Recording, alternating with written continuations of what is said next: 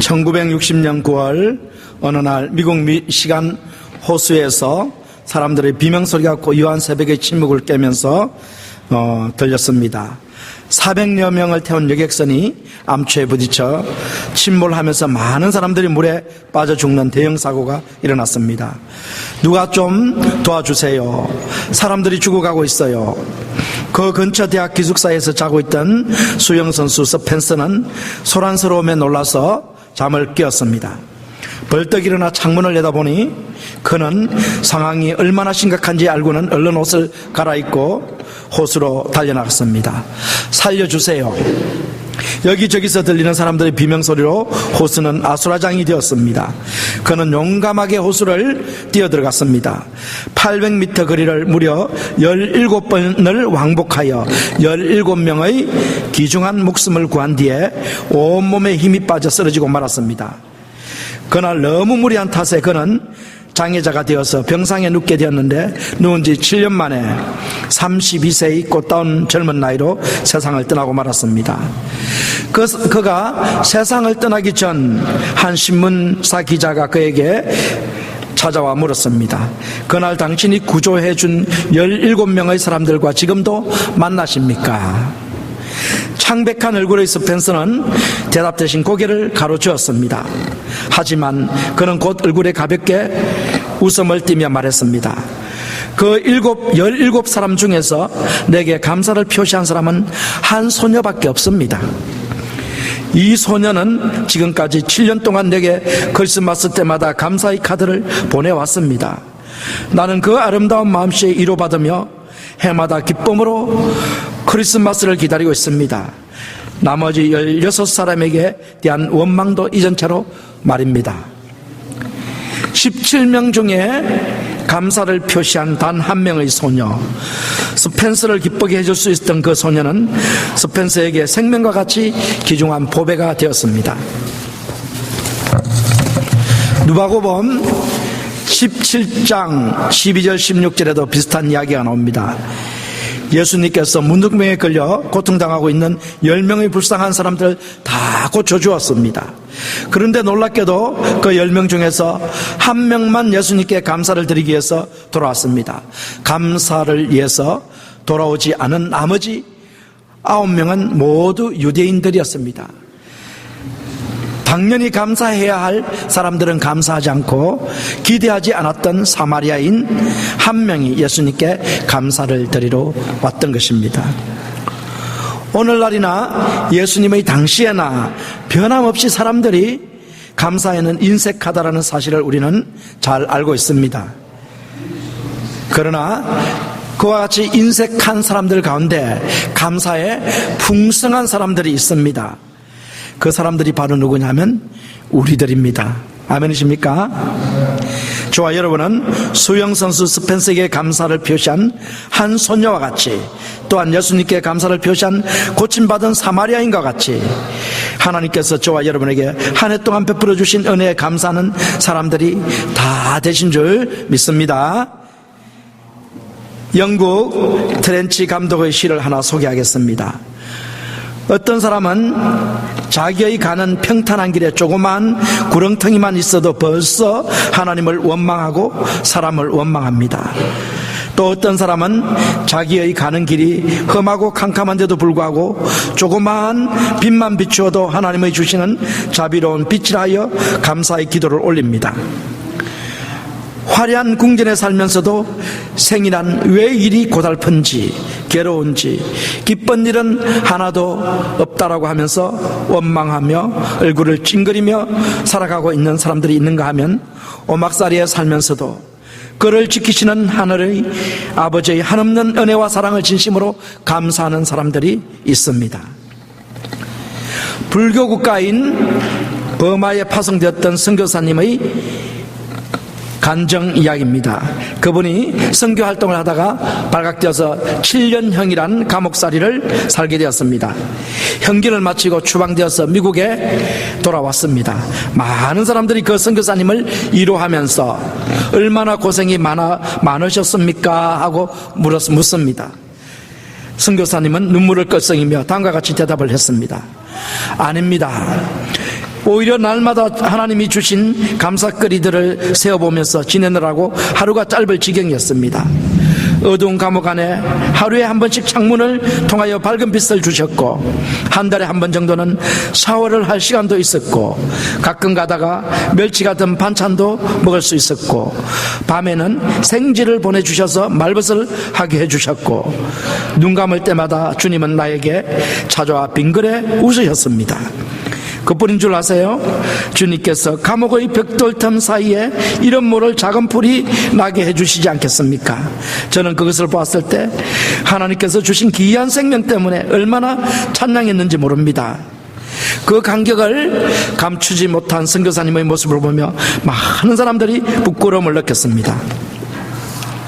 오래전에 방영되었던 스누프라는 만화 중에 한 남편이 매사에 부정적인 자기 부인과 대화를 나누는 내용이 있었습니다. 작가였던 부인은 어떤 주제로 글을 쓰든지 간에 항상 글의 첫머리에 어둡고 우울한 밤이었습니다 라는 문장으로 시작을 했습니다. 그런 걸 보다 못한 남편이 부인에게 이렇게 말합니다. 여보, 좋은 글은 그렇게 시작하는 것이 아니요, 좀 더 적극적으로 글을 써보는 게 어떻겠습니까? 그럼 어떻게 써야 하는데요? 이렇게 해요. 옛날 애적이란 말로 시작해보면 어떨까? 부인이 남편의 조언을 좋게 받아들여 큰 마음을 먹고 첫 문장을 다시 썼습니다. 옛날 애적에 어둡고 우울한 밤이었습니다. 이와 같이 매사에 부정적인 생각에 젖어 있는 사람들은 언제 어디서든지 부정적인 수밖에 없다라는 것입니다. 여러분, 우리는 매사에 긍정적인 생각을 해야 하는 것입니다. 언제 어디서나 감사하며 생활해야 합니다. 믿으시면 아멘 하시기 바랍니다. 하나님이 모든 동물의 창조를 끝냈을 때 새들이 불평하기 시작했습니다. 왜 우리 새들에게는 튼튼한 다리 대신에 무거운 날개를 주시는가라고 불평을 했습니다. 그러나 날개는 극기한 것이 아닙니다. 날기한 것입니다. 날개는 새들에게 주어진 특별한 선물인 것입니다. 날개는 불평의 조건이 아니라 감사의 조건인 것입니다. 이 창조의 섭리를 깨달은 독수리가 날개를 활짝 펴고 창공으로 힘차게 날아 올라갔습니다. 그러자 다른 새들도 날기 시작했습니다. 그러나 타조는 날개 주신 하나님에게 불평하며 날개를 사용하지 않았습니다. 그만 날개가 몸에 무거운 짐이 되었고 사막을 달리는 짐승이 되어버렸습니다. 우리도 믿음을 갖게 하신 하나님께 불평 대신 감사를 해야 합니다. 신앙의 패러다임을 바꿔야 합니다. 땅의 신앙이 아니라 하늘의 신앙으로 바꾸어야 하는 것입니다. 땅을 바라보고 원망과 불평을 일삼는 신앙인이 아니라 하늘을 바라보고 감사와 찬양을 드리는 신앙인이 되어야 할 줄 믿습니다. 신앙은 무거운 짐이 아니라 창공을 나르시는 날개입니다. 사랑하는 성도 여러분, 우리는 감사하는 사람들이라는 사실을 다시 한번 믿으시기를 주님으로 축원드립니다. 감사하며 살기를 원하시는 분은 모두 다시 한번 아멘 하시기 바랍니다. 오늘 읽은 본문 말씀을 통해서 우리가 왜 하나님 아버지께 감사해야 되는지 6가지 이유를 이제부터 살펴보도록 하겠습니다. 자, 첫 번째 이유가 무엇인가 하면 목자 되신 여호와께서 우리의 필요를 아시고 채워주시기 때문에 감사드려야 한다는 것입니다. 첫 번째 이유는 목자이신 여호와 아버지께서 우리에게 필요한 모든 것을 채워주시고 공급해 주시는 분이시기 때문에 우리는 감사를 드린다는 것입니다. 시편 23편 1절을 다 같이 읽어보시겠습니다. 시작. 여호와는 나의 목자시니 내가 부족함이 없으리로다. 다시 한번 읽어보겠습니다. 여호와는 나의 목자시니 내가 부족함이 없으리로다.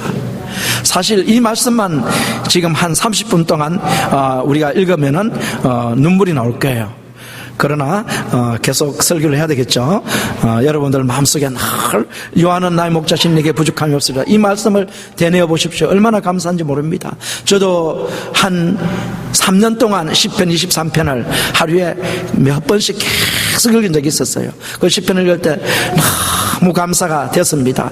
그때가 제가 환난 속에 있었을 때인데, 환난 가운데 이 시편을 묵상하면서 여호와께서 나의 목자시기 때문에 아무리 큰 환난이 와도, 아무리 고통스러운 시간이 온다 하더라도 우리에게는 부족함이 없다라는 이 말씀을 묵상할 때 참 기쁨이 넘치는 그런 삶을 살아갈 수가 있었던 것입니다. 다윗은 여호와께서 목자가 되시기 때문에 부족함이 없다라고 고백을 합니다. 다윗은 여호와 하나님을 목자로 삼았기 때문에 그에게는 부족함이 없다라는 말씀입니다. 다윗은 광야 생활과 망명 생활을 13년 동안 했습니다. 그 생활을 오직 하나님만을 의지하며 살아가는 생활로 그는 살아갔습니다. 그 어려운 생활 가운데 목자 되신 여호와 하나님께서 다윗에게 필요한 모든 것을 채워주셨습니다. 그 고백이 바로 시편 23편 1절입니다. 여호와는 나의 목자시니 내가 부족함이 없으리로다. 이스라엘 자손들도 40년 동안 광야 생활을 했습니다. 그때 목자 되신 여호와 하나님께서 그들의 필요를 다 채워주셨습니다. 신명기 2장 7절의 말씀을 다 같이 읽어보시겠습니다. 시작. 내 하나님 여호와가 너희 하는 모든 일에 내게 복을 주고 내가 이 큰 광야에 두루 행함을 알고 내 하나님 여호와가 이 40년 동안을 너와 함께 하였으므로 내게 부족함이 없었느니라. 이스라엘 백성들이 출애굽에서 40년간 광야 생활을 하는데 광야에는 아무것도 없습니다. 메마른 땅입니다. 풀도 없습니다. 물도 없습니다. 그러한 곳에서 생명이 200만 명이라는 생명, 그리고 동물들도 무수히 많은데 이 생명들이 그 광야를 40년간 살 수 있었던 것은 여호와 하나님께서 함께 하셔서 만나를 내려주셨습니다. 만나, 양식이 없는 곳에 만나, 물이 없는 곳에는 반석을 가르시고 물을 내주셨습니다. 고기가 먹고 싶다고 울부짖을 때 하나님께서 싫으셨지만은 그래도 메추라기를 내려주셔서 그들이 먹을 수 있도록 고기를 내려주셨습니다. 이와 같이 하나님께서 공급해 주시는 이 놀라운 은혜로 말미암아 부족함이 없이 광야 40년을 살아왔습니다. 여러분, 놀라운 사실은 우리가 여호수아서를 읽어보시면 놀라운 사실이 발견되는데 뭐냐면은 만나가 그치는 때가 기록이 되는데 만나가 40년간 하늘에서 내리다가 만나가 딱 그치는 때가 언제인 줄 아십니까? 광야 생활이 끝나고 여리고성 앞에 길갈에 진을 쳐서 그곳에서 나는 식물들을 먹게 되는 그 날에 하나님께서 만나를 멈추셨습니다. 왜냐하면 만나가 없어도 살 수 있는 그들이 되었기 때문에 한 것입니다. 하나님은 우리의 필요를 모두 다 아시고 채워주시고 공급해 주신다는 사실을 여러분 기억하시기 바랍니다.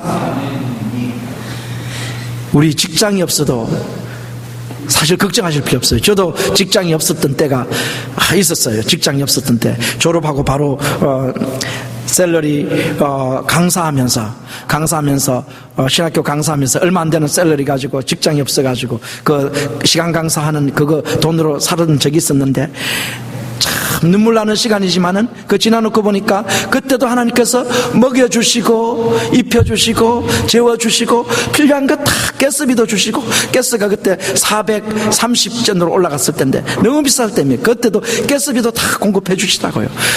직장이 없어도 이것이 바로 하나님의 공급하십니다. 하나님 앞에 있으면은 우리는 무엇이든지 다 하나님께서 공급을 해주시는 좋으신 하나님의 은혜를 우리가 체험할 수 있습니다. 하나님 품에 있는 게 이게 얼마나 아름다운 사실인지 모릅니다. 그렇기 때문에 목자 되신 여호와께서 우리에게 필요를 아시고 채워주기 때문에 우리는 감사드려야 하는 것입니다. 저희 딸이 이제 지난 금요일 날 4시 30분에 결혼식을 올렸습니다. 참 제가 한국에서 이제 온 지가 이제 약 10년, 1월 20일, 내년 1월 20일 되면 만으로 10년입니다. 만으로 10년 되는데 10년 동안 지내온 시절을 쭉 돌이켜 생각을 해봤습니다. 우리 딸애가 결혼식을 올리는 과정을 바라보면서 참 10년 동안 지나간 세월 속에 많은 참 어려움도 있었고 또 좋은 일도 있었고 또 참 여러 가지 하나님의 도움이 아니면은 살아갈 수 없는 그런 때도 있었습니다. 그래서 지나간 세월들을 쭉 돌이켜 보니까 참 그 순간마다 하나님께서 우리에게 다 필요할 때마다 공급을 해주셨고, 필요할 때마다 자리를 옮기게 해주셨고, 필요할 때마다 참 여러 가지 일들을 이루셨던 그 하나님을 제가 쭉 기억을 돌이켜봤는데 얼마나 아름다운 참 추억이 되었고 감사가 되었습니다. 그러면서 우리 딸이 결혼을 하면서 제가 참 겉으로는 눈물이 안 나죠. 겉으로는 눈물, 다른 사람들은 다 눈물을 흘린다 그러는데 눈물은 저는 안 흘렸습니다. 눈물 안 흘리고 그냥 쭉 했는데, 결혼식 하면서 참 결혼식을 올리기 전까지 참 이 결혼식이 어떻게 될 수 있을까 사실 걱정 많이 했어요. 왜냐하면은 경제적인 이런 형편도 지원도 해줄 수 없는 형편이고, 그렇기 때문에 참 어떻게 해야 되나 이런 고민을 많이 했었는데, 하나님께서 그 신부 친구들하고 그 다음에 신랑 친구들 이런 분들이 또 다 그쪽에 또 잘 도와서 이렇게 결혼식장이라든지 모든 것을 다 꾸며주고 이런 것을 하는 것을 봤어요. 다 하나님께서 참 공급해 주시는구나 이런 것을 느꼈습니다. 그리고 또 결혼식을 하면서 제가 또 감사한 것도 뭐냐면, 우리 이제 딸이지만은 이제 신학교를 이제 가가지고 지금 MDiv 대학원 과정 지금 이제 2년 차로 지금 하고 있는데, 그 한인 감리교입니다. 한인 감리교 교회인데 거기 교회가 노을런성 특색이 뭐냐면은 교회가 12개 정도 있습니다. 한인 수는 그렇게 많잖아요. 우리가 살 때는 한 2,500명 정도 됐었는데 지금은 가출연화가 나가지고 한 많으면은 1,000명에서 1,200~300명 요 정도 됩니다. 이런 한인들이 있는 교회가 그렇게 많죠. 그런데 교회 특색이 뭐냐면은 그 역사가 100명이 넘어가는 교회가 없어요. 100명이. 왜냐하면은 한 80명만 모이면은 그때부터 교회가 이게 싸움이 일어나요. 교회 안에서 싸움이 일어나가지고 깨져가지고 또 다른 교회로 이제 성도님들이 갑니다. 그럼 다른 교회가 또 부흥하는 것 같아요. 그래가지고 거기서 또 한 80명 정도 이렇게 성장합니다.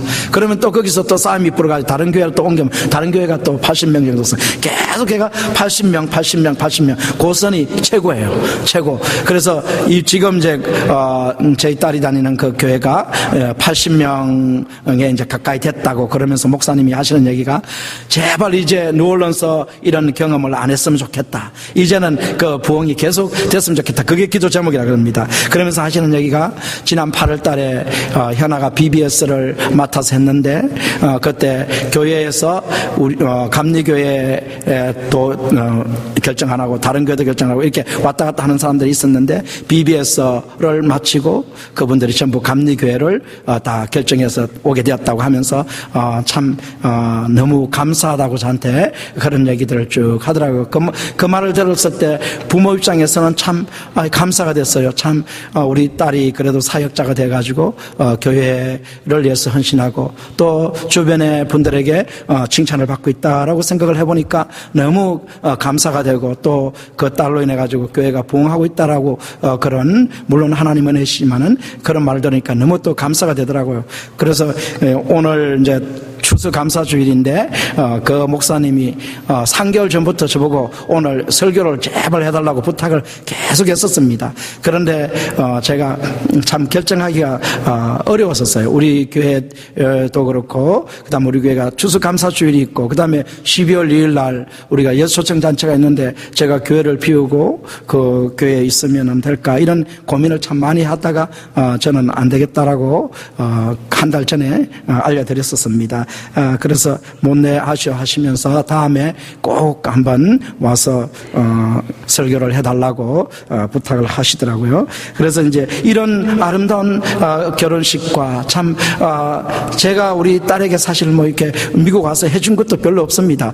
제가 목회자 가정으로서 학비도 제대로 대줄 수 없어가지고 그런 형편이었는데 그렇게 하나님께서 다 공급해 주셔가지고 지금 그렇게 성장해가지고 사역을 하고 있고, 이런 것을 바라볼 때 참 하나님께서는 참 우리에게 필요를 다 채워주시는구나, 이런 것을 제가 다시 한번 깨달으면서 감사를 많이 했어요. 하나님께 참 감사하다, 너무 감사합니다 하나님, 이렇게 했습니다.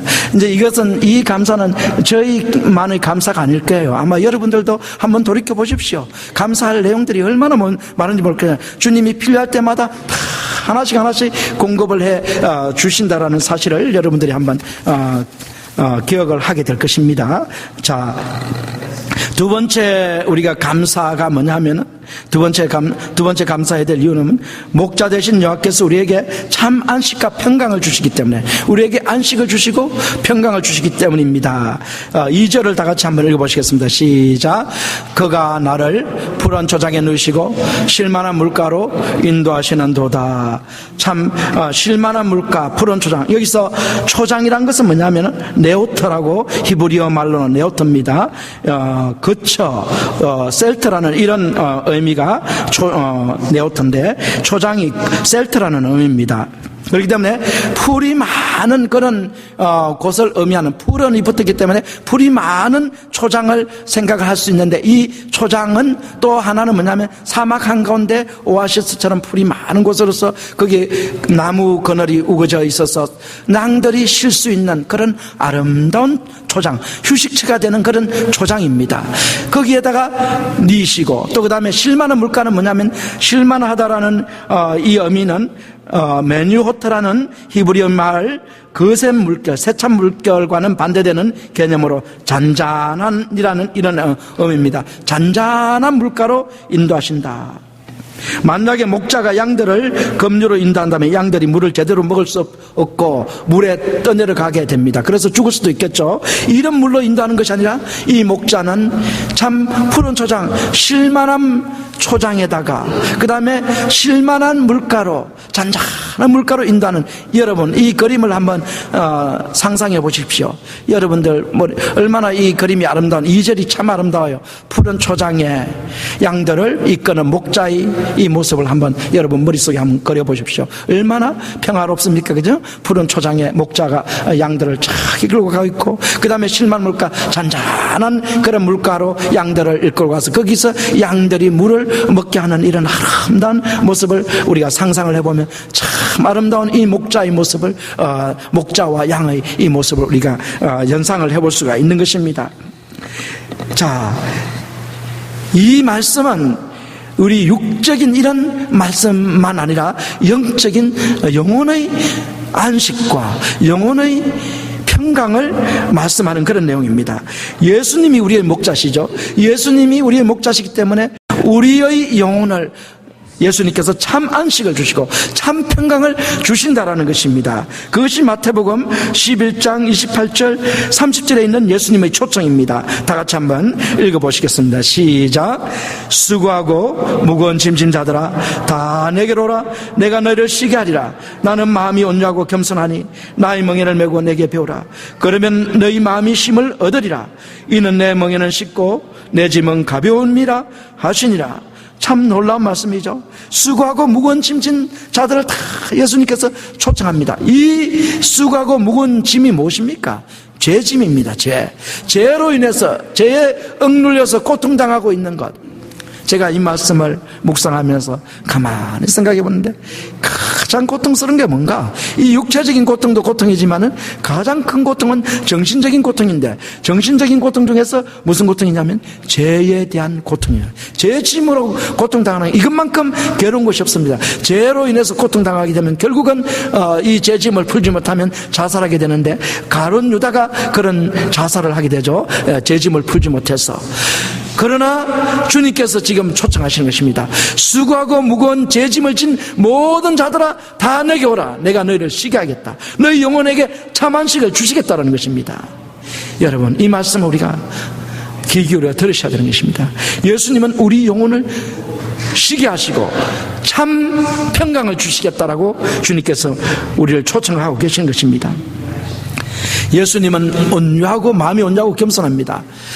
온유하고 겸손하기 때문에 아무리 큰 죄를 지은 사람이라도, 아무리 사람이 용서할 수 없는 그런 죄를 지은 사람이라도 바로 예수님은 그 사람을 영접하고 그 사람의 죄를 다 용서해 주시고 그 사람을 자녀로 삼아 주시는 분이 바로 예수님이시라는 것입니다. 이 예수님, 온유하고 겸손하신 이 예수님, 이 멍에, 예수님의 멍에를 메고 배우는 거예요. 예수님의 멍에라는 것은 예수님의 십자가를 믿으라는 것입니다. 예수님의 십자가, 우리는 율법적인 행위나 우리가 죄를 많이 지었기 때문에 북한에 가면은 죄 많이 지면은 그들의 법에 어긋나는 행동을 하면은 탄광촌에 광산에 끌려가서 거기서 종신형을 살며 중노동을 하면서 살게 된 것입니다. 이런 멍에를 매는 것이 아니라 예수님의 멍에는 뭐냐면 바로 우리 죄를 위해서 십자가에 죽으신, 그리고 3일 만에 살아나신 하나님의 아들을 믿고 그 죄를 회개하고 믿고 예수님을 우리 마음에 모셔드리는 것입니다. 이게 바로 예수님의 멍에를 매는 것입니다. 이 예수님이 우리의 목자가 되시고 예수님이 우리에게 참 안식을 주고 계시는 것입니다. 이 예수님을 우리가 따라갈 때 우리는 영혼에 참 안식과 평강이 있다라는 것을 주님께서 말씀을 하시는 것입니다. 예수님은 우리 영혼의 푸른 초장입니다. 예수님은 우리 영혼의 실만한 물가입니다. 예수님을 믿을 때, 예수님을 영접할 때 우리 마음이 힘을 얻습니다. 안식을 얻습니다. 예수님께 주시는 평강을 누릴 수 있는 것입니다. 예수님을 보실 때 우리의 원수 마귀는 다 떠나갑니다. 우리의 영혼을 괴롭히는 마귀들이 다 떠나갑니다. 예수님을 보실 때 우리의 묵은 죄짐이 다 풀립니다. 사랑하는 성도 여러분, 여러분에게 영혼의 안식을 주시기에 오신 예수님을 여러분 마음에 모시기 바랍니다. 놀라운 평강과 안식을 누리실 것입니다. 예수님께서 여러분의 영혼을 푸른 초장과 실만한 물가로 인도하실 것입니다. 자, 그렇기 때문에 우리가 감사해야 됩니다. 이제 세 번째 감사의 조건이 무엇일까요? 목자 되신 여호와께서 우리의 영혼을 회복시키시고 형통의 길로 인도하시기 때문에 감사드려야 합니다. 우리 영혼을 회복시켜 주시고 우리를 형통케 하시는 분이 바로 목자 되신 예수님이십니다. 3절을 다 같이 읽어보시겠습니다. 시작. 내 영혼을 소생시키시며 자기 이름을 위하여 의의 길로 인도하시는다. 내 영혼을 소생시킨다. 여기서 소생이라는 것은 뭐냐면 restoration입니다. 회복시키는 것입니다. 소생은 다시 회복시킨다. 죄 가운데 살고 있는 사람을 끄집어내가지고 죄를 짓지 않도록 의로운 길에 설 수 있도록 이렇게 끄집어내는 이 일을 소생으로 표현을 한 것입니다. 누가 일을 하시냐면 목자 되신 예수님께서 우리 영혼을 소생시켜 주십니다. 그리고 자기 이름을 위하여 의의 길로 인도하신다. 여기서 의의 길이라는 것은 바로 뭐냐면은 평강의 길, 형통의 길을 말씀하는 것입니다.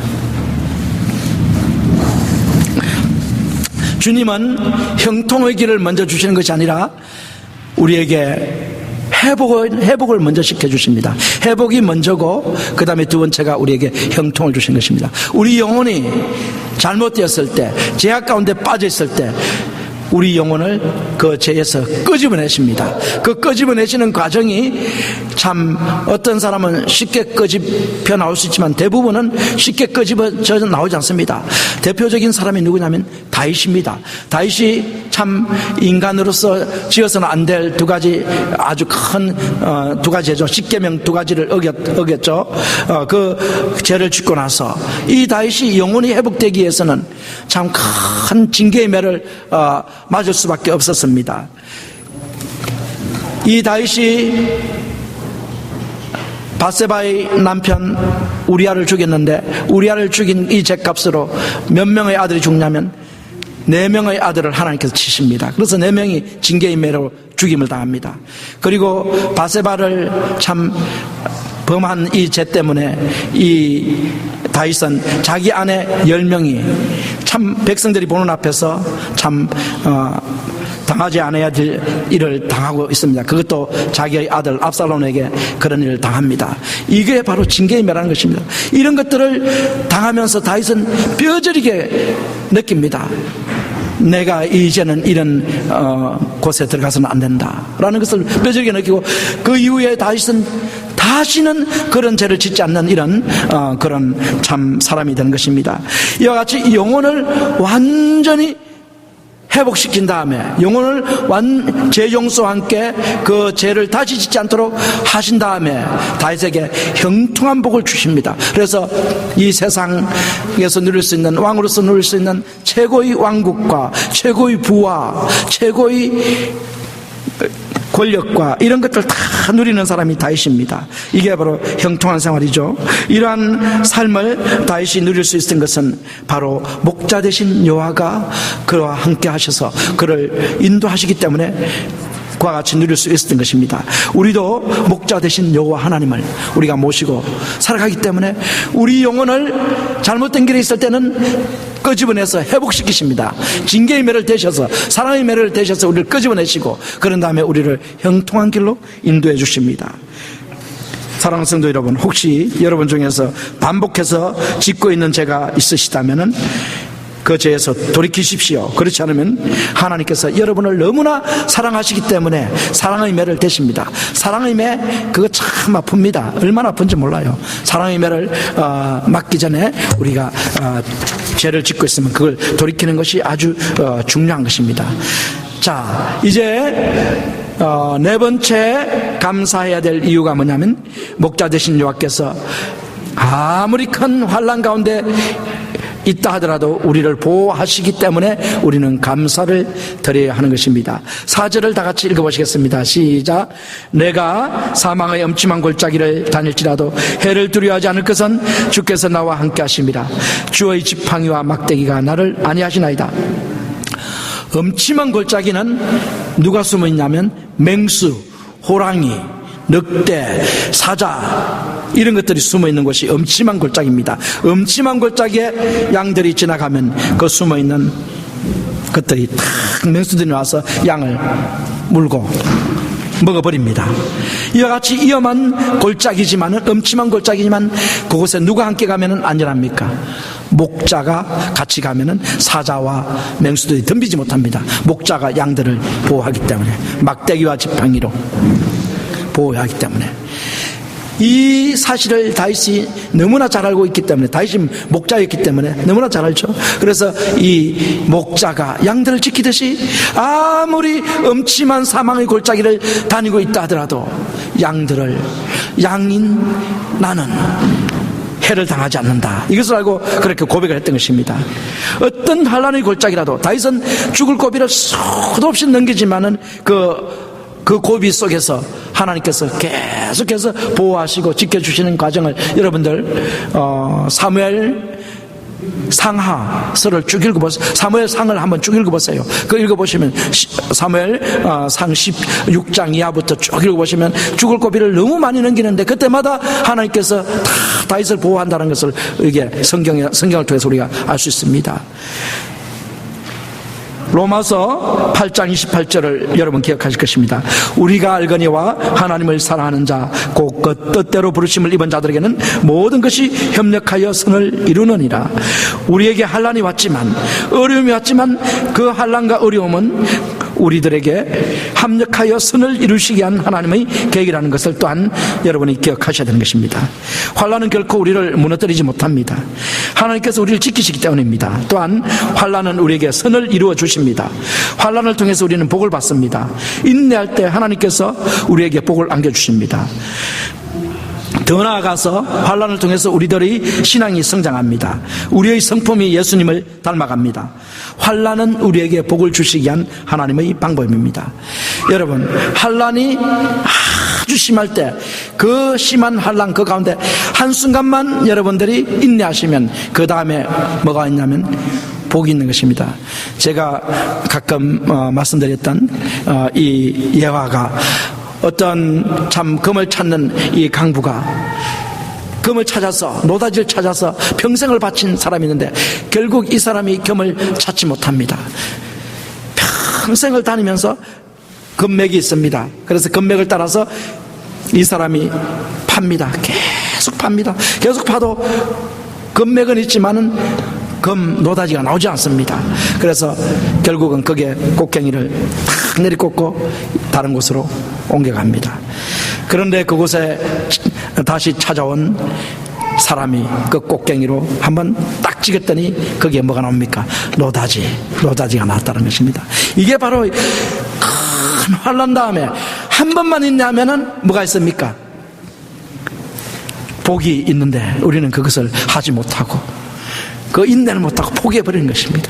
이게 얼마나 안타까운 현실인지 모릅니다. 다윗은 이것을 너무나 잘 알고 있는 것입니다.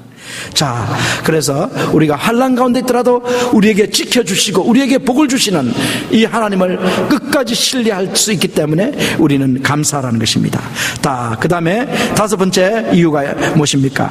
목자 되신 여호와께서 우리를 높여주시기 때문입니다. 이거 참 놀라운 고백입니다. 5절을 한번 읽어보겠습니다. 시작. 주께서 내 원수의 목전에서 내게 상을 베푸시고 기름으로 내 머리에 바르셨으니 내 잔이 넘치나이다. 자, 여기 보면 주께서 내 원수의 목전에서, 원수들이 많이 있어요. 다윗은 대적자들, 다윗을 죽이려고 하는 사람들이 얼마나 많은지 몰라면 정치의 적도 많았고, 그 다음에 이방인들의 적도 많았고, 다윗을 죽이려고 하는 사람들이 많았습니다. 그 사람들이 보는 앞에서 하나님께서 뭘 했다고요? 상을 베풀어요. 진수성찬을 베풀고 다윗에게 차려놓고 먹으라는 것입니다. 얼마나 놀라운 사실입니까? 원수들 앞에서 다윗을 높여주신 하나님이죠. 그리고 기름으로 머리에 바르셨다는 거, 기름으로 이렇게 머리에 바르셨다는 것은, 요즘은 뭐 기름은 흔해 빠져가지고 아무나 다 바를 수 있어요, 그죠? 그러나 옛날에 머리에 기름 바르는 사람은 아주 부자입니다. 존귀한 사람들입니다. 부유한 사람입니다. 그래서 머리에 기름을 발랐다라는 이 얘기는 뭐냐면 다윗을 아주 부유케, 부자가 되게 해주셨다는 것입니다. 다윗이 얼마나 부자가 됐습니까? 다윗은 어떤 사람입니까? 다윗은 목동입니다. 목동 중에서도 다윗의 형들이 7이 더 있었죠. 7이 더 있었는데 그 형들 중에 끼지도 못하는 이런 목동인데, 이 목동이 어떻게 됐냐면은 하나님께서 그에게 기름 부으셔가지고 이스라엘의 왕으로 삼으셨다는 거예요. 왕으로. 놀라운 축복입니다. 그래서 다윗이 고백하는 것이 뭐냐면, 여호와가 우리 하나님인 줄을 너희는 알지어다. 그는 우리를 지으신 자시요 우리는 그의 것이요 그의 백성이요 그의 기르시는 양이로다. 이 고백을 날마다 다윗이 합니다. 다윗은 하나님을 목자로 부르고 나는 양이라고 늘 고백합니다. 목자는 양을 너무나 사랑하는 것입니다. 자, 이와 같이 다윗을 하나님께서 높여주신 것, 원수의 목전에서 상을 베푸시고 머리에 기름을 바르시고 잔이 넘치도록 풍성하게 부어주시는 이 하나님의 축복을 다윗이 받았습니다. 왜 그렇습니까? 목자 되신 여호와를 의지하고 따라갔기 때문에 그렇습니다. 우리가 목자 되신 여호와 예수님을 따라가기만 하면, 그 예수님을 모시고 살기만 하면 우리는 이 다윗과 같이 이런 존귀한 자로 하나님께서 올려주신 거예요. 아멘이세요?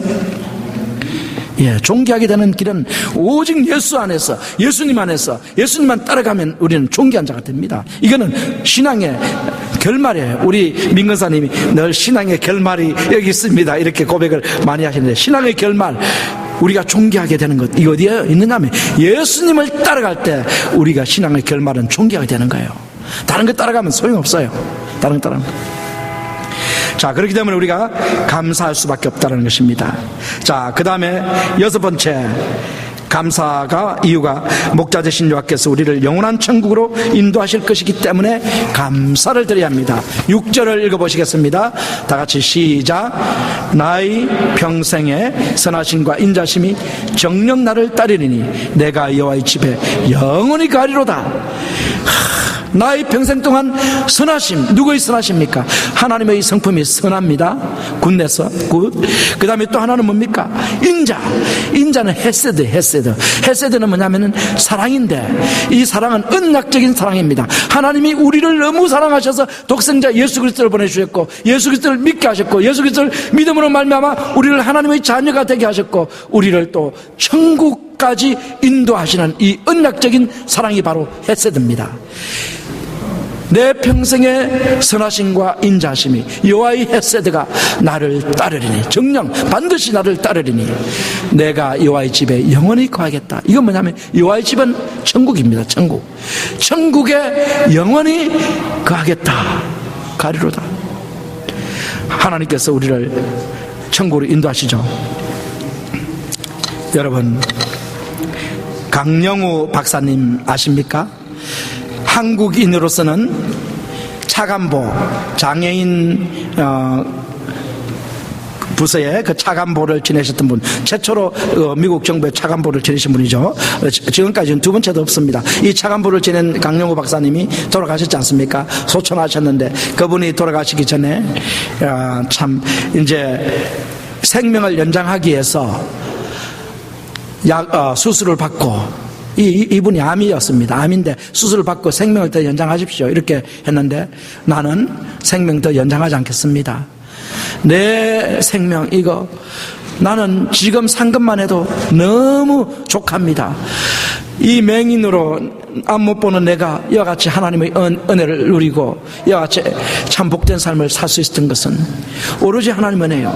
이거보다 더 큰 은혜가 있다면 나는 지금 내가 이 생명이 끝나는 날 내가 천국에 들어가기 때문에 나는 얼마나 큰 복을 받은 사람인지 모릅니다. 내가 여기서 이 땅에서 생명을 더 연장해서 사는 것보다 주님 품에 더 빨리 가는 게 좋습니다. 그래서 나는 수술 받지 않겠습니다 하고서 수술 거부하고 암으로 결국 소천하셨습니다. 이 강영호 박사님께서 이렇게 하실 수 있었던 것은 바로 뭐냐면 천국을 분명히 알기 때문에, 기억하기 때문에, 천국이 얼마나 좋은 것인가 알기 때문에 이분은 그런 고백을 하면서 가셨던 것입니다. 우리에게도 이 천국을 주신 예수님, 목자 되신 예수님을 위해서 우리는 기뻐하며 감사해야 되는 것입니다. 오늘 우리가 6가지 이유를 살펴봤는데, 첫 번째가 목자 되신 여호와께서 우리의 필요를 모두 채워주시기 때문에 감사해야 됩니다. 둘째는 목자 되신 여호와께서 우리의 영혼의 안식을 주시기 때문에 감사해야 됩니다. 세 번째는 목자 되신 여호와께서 우리의 영혼을 회복시키시고 평탄의 길로 인도하시기 때문에 감사해야 됩니다. 넷째는 목자 되신 여호와께서 환난 가운데 우리를 돌보시기 때문에 감사해야 됩니다. 다섯째는 목자 되신 여호와께서 우리를 높여주시기 때문에 감사해야 됩니다. 여섯 번째는 목자 되신 여호와께서 우리를 천국으로 인도하시기 때문입니다. 지금으로부터 50년 전에 미국 사람들에게 필요한 생활 조건은 72가지가 있었고 절대 필요한 것이 18가지가 있었습니다. 오늘에 와서는 필요한 생활 조건이 496가지입니다. 그 중에 절대 필요한 것이 28가지입니다. 우리는 아주 풍부한 생활을 살고 있습니다. 그럼에도 불구하고 우리는 감사에 인색하다는 것은 참 안타까운 현실입니다. 비아핀이라는 사람은 3가지만 있으면 하나님께 감사드려야 한다고 말합니다. 첫째, 일용할 양식입니다. 둘째, 몸의 건강입니다. 셋째, 소망입니다. 또한 유대인의 명언을 우리는 기억할 수 있습니다. 첫째, 이 세상에서 가장 현명한 사람은 누구입니까? 모든 사람에게 항상 배우는 사람입니다. 둘째, 이 세상에서 가장 강한 사람은 누구입니까? 자기 자신을 이기는 사람입니다. 셋째, 이 세상에서 가장 부유한 사람은 누구입니까? 자기가 가진 것으로 만족하고 감사하며 사는 사람입니다. 우리는 늘 만족하면서 하나님께 감사하며 살아야 할 것입니다. 기도하시겠습니다.